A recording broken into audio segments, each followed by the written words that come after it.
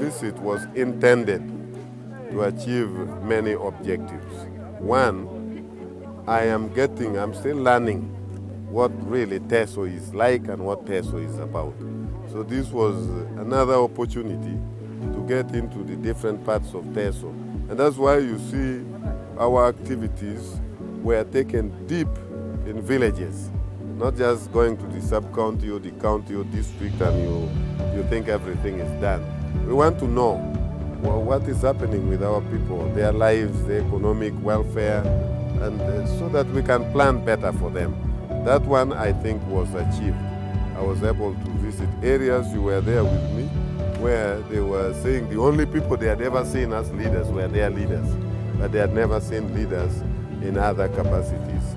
Two, we also came to monitor programs that were funded by government through DINU to see how well they are performing.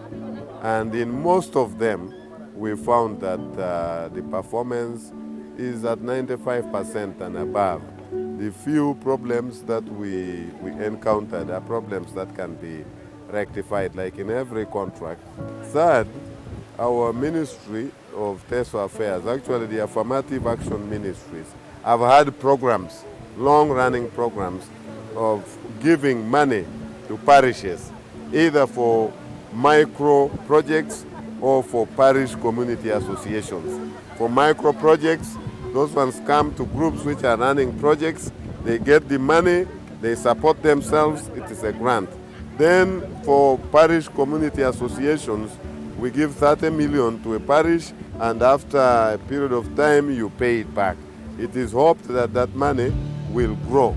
So this is actually the pioneer program to the parish development model.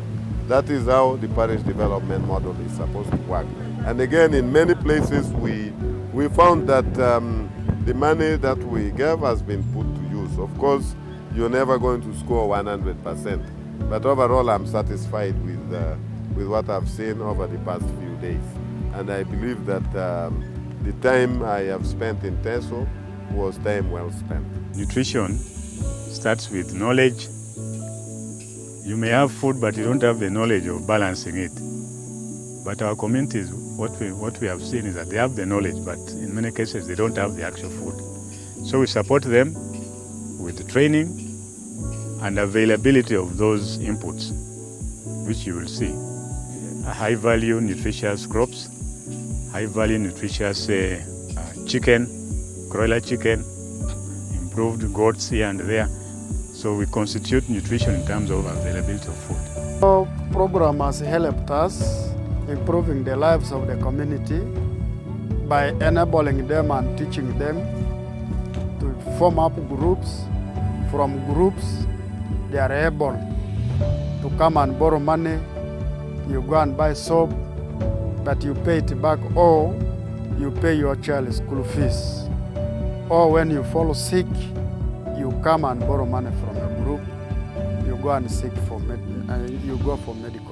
medication. I'm sure this is going to help improve somehow on what they are doing on ground, because some of them are farmers, others are trying with grazing these small animals, others have tried improved ones we saw in Ongongoja, and once they get these monies, then they will be able to go for better improved animals. We have benefited. One of them is we have had serious training from them on agronomic practices of 6 lead crops: soybean, cassava, sorghum, simsim, rice, and so many others actually, including vegetable crops.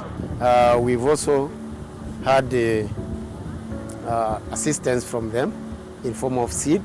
They have also linked us to off-takers, that is the markets. And as we talk now, we have signed contracts with Achila, which is one of the biggest off-takers here in Soroti in the Teso region. We also have signed contracts with the Landmark